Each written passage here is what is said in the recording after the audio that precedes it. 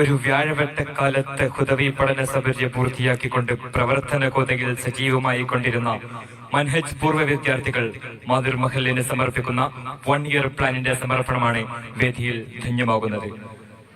Manhaj CSR പദ്ധതി വിശദീകരണം നടത്തുന്നതിന് വേണ്ടി ഇംതിയാസ് ഹുദവി അവരുടെ സാദരം വേദിയിലേക്ക് ക്ഷണിക്കുന്നു.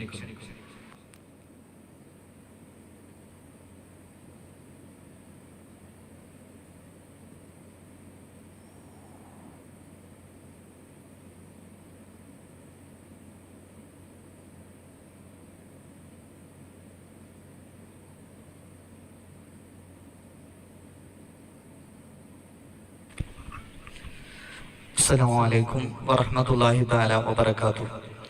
بسم الله والحمد لله الصلاة والسلام على رسول الله وعلى آله الفائزين برضا الله أما بعد رب اشرح لي صدري ويسر لي أمري واحلل عقدة من لساني يفقهوا قولي. اللهم إني أريد إلا الإصلاح ما استطعت وما توفيقي إلا بالله عليه توكلت وإليه أنيب. പ്രിയം നിറഞ്ഞ ഈ സദസ്സിന്റെ അധ്യക്ഷൻ ബാപ്പുക്ക, ഈ മഹല്ലത്തിന്റെ ഖതീബ് ഉസ്താദ് ഷാഹുൽ ഹമീദ് ഫൈസി, അതുപോലെ ഈ മഹത്തായ പരിപാടിയിലേക്ക് വിശിഷ്ടാതിഥിയായി എത്തിയ മുനീർ ഹുദവി ഉസ്താദ്, അതുപോലെ മഹല്ലത്തിന്റെ കാരണവന്മാർ, ഇവിടെ ഒരുമിച്ചു കൂടിയ ഉമ്മ പെങ്ങന്മാർ, ഞാൻ നിങ്ങളുടെ മുന്നിൽ ഇപ്പോ എണീറ്റ് നിന്നത് നമ്മുടെ അഭിമാന സ്ഥാപനമായ മൻഹജുർ റഷാദ് ഇസ്ലാമിക് കോളേജിന്റെ ഒരു പൂർവ സന്തതി എന്നുള്ള നിലക്കാണ്.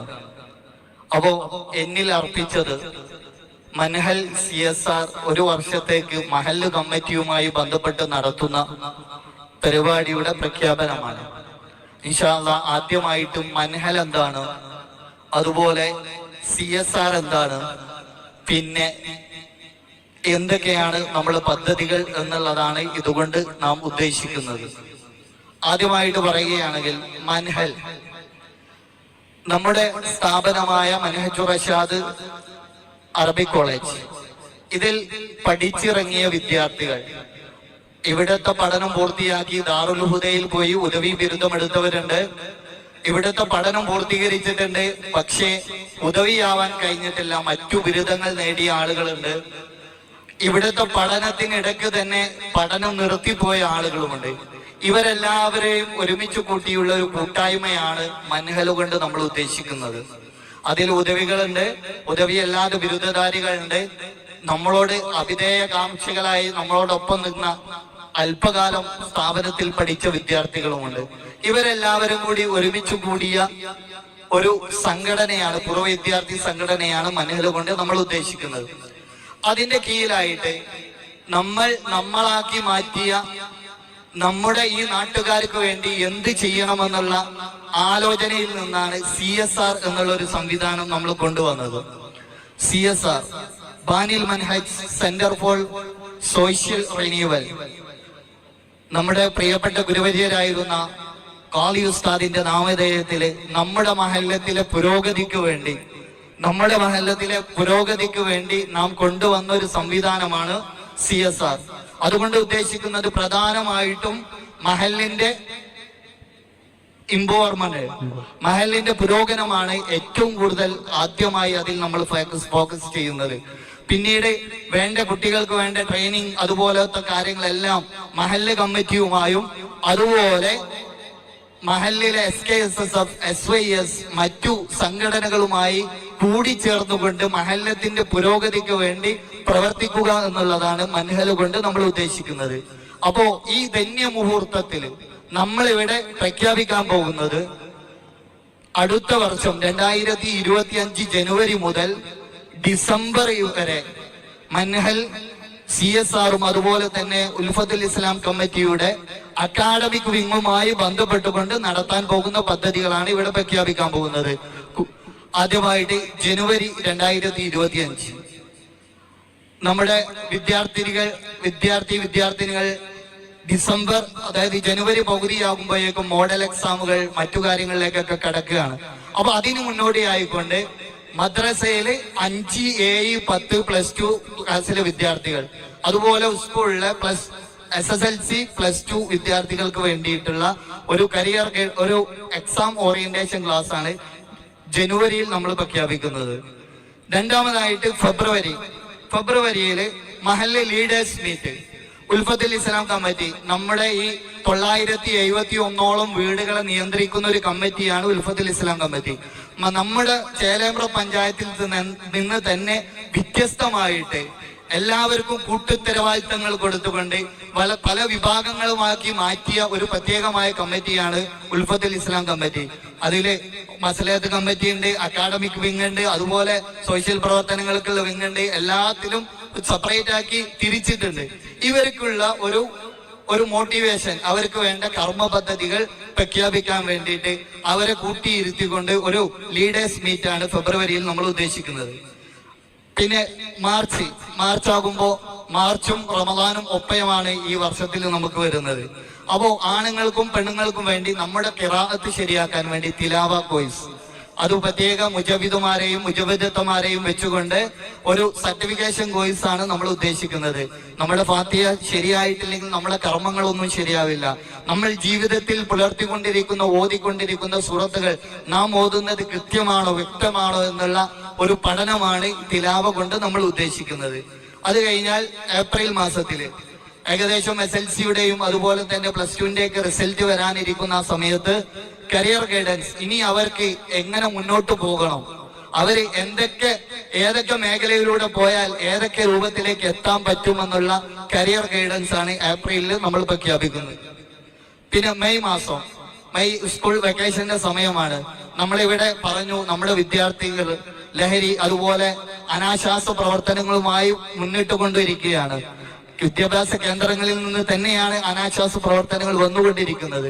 അവരെ ഒന്ന് തടയിടാൻ, അവരെ ഇസ്ലാമികപരമായിട്ടുള്ള ജീവിത രീതിയിലേക്ക് കൊണ്ടുവരാൻ 1-2 ദിവസം നമ്മുടെ ക്യാമ്പസുകളിലോ അല്ലെങ്കിൽ പുറം സ്ഥാപനങ്ങളിലോ വെച്ച് ഒരു റെസിഡൻഷ്യൽ ക്യാമ്പാണ് മെയിൽ നമ്മൾ നടത്താൻ ഉദ്ദേശിക്കുന്നത്. അത് കഴിഞ്ഞ് ജൂൺ അൽ മവദ്ദ എന്നുള്ള പേരിൽ നേരത്തെ സൽമാനി സാഹിബ് ഇവിടെ പറഞ്ഞു, ഈ വിവാഹം കഴിക്കാൻ പോകുന്നവർ, പുതുതായി വിവാഹ ജീവിതത്തിലേക്ക് കടന്നു വരുന്നവർ, വിവാഹ ജീവിതം കൊണ്ട് എന്താണ് ഉദ്ദേശിക്കുന്നത്, എങ്ങനെ കൊണ്ടുപോകണമെന്നുള്ള ഒരു പ്രീമാരിറ്റൽ ക്ലാസ് അതിന്റെ ട്രെയിനർമാരെ വെച്ചുകൊണ്ട് നമ്മൾ ചെയ്യാൻ ഉദ്ദേശിക്കുന്നു. അത് കഴിഞ്ഞാൽ ജൂലൈയിൽ സഫർ, യാത്രയാണ്. മഹാനായ ഇമാം ഷാഫി റഹ്മത്തുള്ളാഹി പറഞ്ഞിട്ടുണ്ട്, യാത്ര ചെയ്യുന്നവന്റെ ഹൃദയവും യാത്ര ചെയ്യാത്തവന്റെ ഹൃദയവും അത് കെട്ടി നിൽക്കുന്ന വെള്ളവും ഒഴുകി പോകുന്ന വെള്ളവും പോലെയാണ്. നമ്മുടെ നാട്ടില് 40-ൽ അധികം വയസ്സുള്ള ആളുകൾ ഒരുമിച്ച് കൂട്ടി ഒരു യാത്ര കൊണ്ടുപോവുക, മരുന്നും മറ്റു കാര്യങ്ങളുമായി വെറും വീടും അല്ലെങ്കിൽ 5 വക്ത് നമസ്കാരത്തിന് വേണ്ടി പള്ളിയിലേക്ക് മാത്രം പുറത്തു പോകുന്ന ഒരുപാട് പേര് നമ്മുടെ മഹല്ലത്തിലുണ്ട്. അവർക്ക് വേണ്ടിയിട്ട് ഒരു യാത്ര, അവരോടൊപ്പമുള്ള അവരെ സമപ്രായക്കാരുമായിട്ട് ഒരുമിച്ച് കൂടി പഴയ കാര്യങ്ങളെല്ലാം അയവിറക്കാനും അതുപോലെ ശിഷ്ടകാലം അള്ളാഹുവിന്റെ ത്വാഅത്തിലായി ജീവിക്കാനുള്ള ഒരു വഴി ഒരുക്കി കൊടുക്കാനാണ് സഫർ കൊണ്ട് നമ്മൾ ഉദ്ദേശിക്കുന്നത്. അത് കഴിഞ്ഞ് ഓഗസ്റ്റ് മാസത്തിൽ സിഹ, അതായത് ഹെൽത്ത് ക്യാമ്പ്. ജീവിതശൈലി രോഗങ്ങൾ കൊണ്ട് പ്രയാസപ്പെടുന്ന ഒരുപാട് പേരാണ്.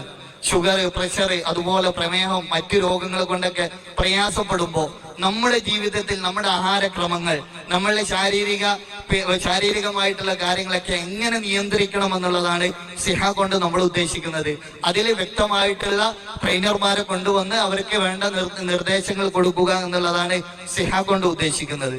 അത് കഴിഞ്ഞാൽ സെപ്റ്റംബർ മാസം മുത്ത് റസൂൽ സല്ലല്ലാഹു അലൈഹി വസല്ലമ തങ്ങളുടെ ജന്മം കൊണ്ട് അനുഗ്രഹീതമായ റബീഉൽ അവ്വലാണ് വരുന്നത്. അതിൽ റബീഉൽ ഖുലൂബ് എന്നുള്ള പേരിൽ ഇഷ്ക് മജ്ലിസ്, ആണുങ്ങൾക്ക് വേണ്ടി ഇഷ്ക് മജ്ലിസും സ്ത്രീകൾക്ക് വേണ്ടിയിട്ട് മൗലിദ്, വീട്ടകം മൗലിദ് മജ്ലിസ്, നമ്മൾ വീടുകളിൽ നിന്നൊക്കെ മൗലിദ് മജ്ലിസ് ഒക്കെ സംഘടിപ്പിക്കും. വീട്ടിലെ ഉമ്മമാരും സ്ത്രീകളും അവരെന്ത് ചെയ്യും, അവരെ അടുക്കളയിൽ ഭക്ഷണം പാകം ചെയ്യുന്നതിൽ അതിലൊക്കെ ആയിട്ട് അവര് തിരക്കിലായിരിക്കും ഉണ്ടാവുക. അപ്പൊ അതിൽ നിന്നും മാറിയിട്ട് പരിസര പ്രദേശത്തിലെ 30ഓളം അല്ലെങ്കിൽ 40ഓ പെണ്ണുങ്ങളൊക്കെ ഒരുമിച്ച് കൂട്ടിയിട്ട് ഓരോ ദിവസം ഓരോ വീട്ടിൽ വെച്ച് മൗലിദ് സദസ്സ് സംഘടിപ്പിച്ച് അതിൽ നിന്ന് ദ്വാരക്കാനും നേതൃത്വം നൽകാനുള്ള ഒരു സ്ത്രീയെ അതിന് നേതൃത്വത്തിൽ വെച്ചുകൊണ്ട് ഒരു പരിപാടി സംഘടിപ്പിക്കുക. അത് കഴിഞ്ഞ് അതിന്റെ സമാപനം നമ്മുടെ സ്ഥാപനങ്ങളിൽ വെച്ച് മദ്രസയിലോ കോളേജിലോ അല്ലെങ്കിൽ സ്കൂളിലോ വെച്ച് ഒരു ബൃഹത്തായിട്ടുള്ള ഒരു പ്രോഗ്രാം നടത്തുക എന്നുള്ളതാണ് വീട്ടകം മജ്ലിസ് കൊണ്ട് നമ്മൾ ഉദ്ദേശിക്കുന്നത്. അതിനോട് കൂടെ ആണുങ്ങളെയും പെണ്ണുങ്ങളെയും ഉൾക്കൊള്ളിക്കാൻ വേണ്ടി റസൂൽ സല്ലല്ലാഹു അലൈഹി വസല്ലമ തങ്ങളുടെ ജീവിതത്തെ ഹ്രസ്വമായ രീതിയിൽ പറയുന്ന ഏതെങ്കിലും ഒരു പുസ്തകം സെലക്ട് ചെയ്തുകൊണ്ട് ഒരു ടാലന്റ് എക്സാം നടത്താനും നമ്മൾ ഉദ്ദേശിക്കുന്നുണ്ട്. അത് കഴിഞ്ഞാൽ ഒക്ടോബർ മാസം തജ്ഹീസുൽ മയ്യിത്ത്, അതായത് നമ്മുടെ നാട്ടിൽ ഒരു ആൾ മരണപ്പെട്ടാൽ അല്ലെങ്കിൽ നമ്മുടെ വീട്ടിൽ മരണപ്പെട്ടാൽ, നമ്മളെ ബന്ധപ്പെട്ടവർ മരണപ്പെട്ടാൽ നമുക്ക് ആ മരണാനന്തര ക്രിയകൾ ചെയ്യാനുള്ള ഒരു പ്രാക്ടിക്കൽ, അതിനുള്ളൊരു തയ്യാറെടുപ്പാക്കി മാറ്റുക എന്നുള്ളതാണ്. നമ്മുടെ ഉമ്മ മരണപ്പെട്ടാൽ അല്ലെങ്കിൽ ഉപ്പ മരണപ്പെട്ടാൽ നമ്മൾ തന്നെ അതിനു വേണ്ട കർമ്മങ്ങളൊക്കെ പൂർത്തിയാക്കുന്ന രീതിയിലേക്ക് ഓരോരുത്തരെയും എത്തിക്കുക എന്നുള്ളതാണ് തജ്ഹീസുൽ മയ്യിത്ത് കൊണ്ട് നമ്മൾ ഉദ്ദേശിക്കുന്നത്. പിന്നെ നവംബർ മാസത്തിൽ നോർത്ത് ഈസ്റ്റ് സഫർ നമ്മളിവിടെ പറഞ്ഞു. നമ്മുടെ അഭിമാന സ്ഥാപനമായ ദാറുൽ ഹുദയുടെ സ്ഥാപനമായ മൻഹജ്, നമ്മുടെ വിദ്യാർത്ഥികൾ, നമ്മൾ ഇവിടെ നിന്ന് പഠിച്ച് പുറത്തുപോയ വിദ്യാർത്ഥികൾ, പല രാജ്യങ്ങളിലും മൊറോക്കോയിൽ വരെ വർക്ക് ചെയ്യുന്ന വിദ്യാർത്ഥികൾ നമ്മുടെ സ്ഥാപനത്തിൽ നിന്ന് പഠിച്ചിറങ്ങിയവരുണ്ട്. അപ്പോ ഇവരൊക്കെ പുറത്തു പോയിട്ട് എന്തൊക്കെ കർമ്മങ്ങളാണ് ചെയ്യുന്നത്? നമ്മൾ എന്തിനാണ് 8 ലക്ഷത്തോളം രൂപ മാസം ചെലവഴിച്ചുകൊണ്ട് ഇങ്ങനൊരു സ്ഥാപനം നമ്മൾ നടത്തുന്നത്? അതിന്റെ ആവശ്യകത എന്താണെന്ന് മനസ്സിലാക്കാൻ വേണ്ടിക്കൊണ്ട് കേരളത്തിന് പുറത്തുള്ള ദാറുൽ ഹുദയുടെ സ്ഥാപനങ്ങൾ ആന്ധ്രയിലെയോ അല്ലെങ്കിൽ ആസാമിലെയോ ബംഗാളിലെയോ അല്ലെങ്കിൽ ഡോക്ടർ സുബൈർ ഹുദവിയുടെ കിഷൻഗഞ്ചിലെയോ സ്ഥാപനങ്ങളൊക്കെ സന്ദർശിക്കാനും അവിടെ ഉദവികളും ഹാദിയയും ദാറുൽ ഹുദയും ചെയ്യുന്ന പ്രവർത്തനങ്ങൾ മനസ്സിലാക്കാനും അതിലേക്കാണ് നമ്മൾ ഈ ഭീമമായ ലക്ഷ്യങ്ങൾ ചെലവഴിക്കുന്നത് എന്നുള്ള ബോധ്യം നമ്മൾ നേരിട്ട് മനസ്സിലാക്കാൻ വേണ്ടി നമ്മുടെ നാട്ടിലെ നേതാക്കന്മാരായ മഹല്ല് കമ്മിറ്റിന്റെയും SKSSFന്റെയും SYSന്റെയും മറ്റു പൊളിറ്റിക്കൽ പാർട്ടികളുടെയും ആളുകളൊക്കെ ഒരുമിച്ച് കൂട്ടിയുള്ള ഒരു യാത്രയാണ് നമ്മൾ ഈ നോർത്ത് ഈസ്റ്റ് സഫർ കൊണ്ട് ഉദ്ദേശിക്കുന്നത്. അവസാനമായിട്ട് ഡിസംബറിൽ ഇതിന്റെ ഒരു സമാപനം എന്നുള്ള നിലക്ക് ഒരു സമാപന സദസ്സാണ് നമ്മൾ ഉദ്ദേശിക്കുന്നത്. അതിനോട് കൂടെ തന്നെ ഇസ്ലാമിക് ബജറ്റ്, അതായത് നമ്മുടെ നാട്ടില് ആളുകൾ ഒരുപാട് കാലം ഗൾഫിലൊക്കെ പോവും, ആയുസ്സുള്ള കാലം, അതായത് ആരോഗ്യമുള്ള കാലം ഗൾഫിലൊക്കെ ചെലവഴിച്ചു കഴിയും. പിന്നെ തിരിച്ചു വരുമ്പോ ഒന്നുമില്ലാത്ത അവസ്ഥയിൽ തിരിച്ചു വരുന്ന ഒരുപാട് പേരെ നമ്മൾ കാണാറുണ്ട്. നമ്മളെ സമ്പാദ്യങ്ങൾ എങ്ങനെ ചെലവഴിക്കണം, എങ്ങനെ സ്വരുക്കൂട്ടി വെക്കണം, ഇസ്ലാമികപരമായ രീതിയിൽ നമുക്ക് എങ്ങനെ ജീവിക്കാൻ പറ്റണം, ഒരാളുടെ മുന്നിൽ കൈനീട്ടാതെ നമുക്ക് എങ്ങനെ കൊണ്ടുപോകാൻ കഴിയണമെന്നുള്ള ഒരു ഇസ്ലാമിക് ബജറ്റ് ക്ലാസിനെ കുറിച്ചും അതും കൂടി പറഞ്ഞുകൊണ്ട് നമുക്ക് ആ ഇയർ അവസാനിച്ച് പിന്നീട് വരും വർഷത്തിലേക്കുള്ള പ്ലാനുകളെല്ലാം നമുക്ക് പ്രഖ്യാപിക്കാനാണ് ഇതുകൊണ്ട് നമ്മൾ ഉദ്ദേശിക്കുന്നത്. അപ്പോ നമ്മുടെ നാട്ടിലെ ഓരോ വിഭാഗം ആളുകളെയും ഉൾക്കൊള്ളിച്ചിട്ട് തന്നെയാണ് നമ്മൾ ഈ പദ്ധതി മഹല്ല് കമ്മിറ്റിയുമായിട്ട് ബന്ധപ്പെട്ട് നമ്മൾ ഈ പദ്ധതി നമ്മൾ ഇവിടെ ആവിഷ്കരിച്ചിട്ടുള്ളത്.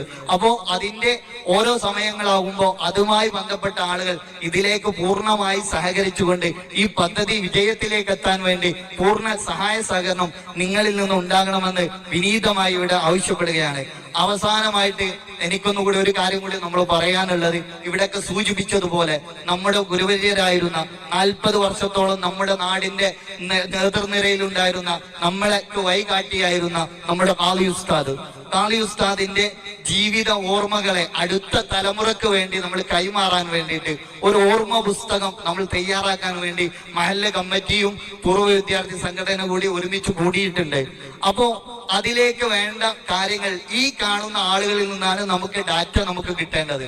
അപ്പോ നിങ്ങൾക്കറിയുന്ന സ്മരണകൾ, അത് എഴുത്താവട്ടെ, വോയിസുകളാവട്ടെ, ഫോട്ടോകളാവട്ടെ, എന്താണെങ്കിലും ഉസ്താദുമായി ബന്ധപ്പെട്ടുള്ള എന്തെങ്കിലും അനുഭവങ്ങളോ കാര്യങ്ങളോ ഒക്കെ ഉണ്ടെങ്കിൽ നമ്മളെ ഗ്രൂപ്പിലൊക്കെ നമ്മൾ ഷെയർ ചെയ്യും ആ നമ്പറിലേക്ക് നിങ്ങൾ വാട്സപ്പില് വോയിസ് അയക്കുകയോ അല്ലെങ്കിൽ ടെക്സ്റ്റ് മെസ്സേജ് ആയിട്ടോ ഫോട്ടോകളായിട്ടോ നിങ്ങൾ കൈമാറി ആ പദ്ധതി വരും തലമുറയിലേക്ക് നമ്മുടെ നാടിനെ ഇത്രമാത്രം ഉന്നതിയിലേക്ക് എത്തിക്കാൻ വേണ്ടി പ്രയത്നിച്ച ഒരു മനുഷ്യൻ ഇവിടെ ജീവിച്ചിരുന്നു എന്നുള്ളത് നമുക്ക് കൈമാറി കാണിച്ചു കൊടുക്കാൻ നമുക്ക് സാധ്യമാകണം.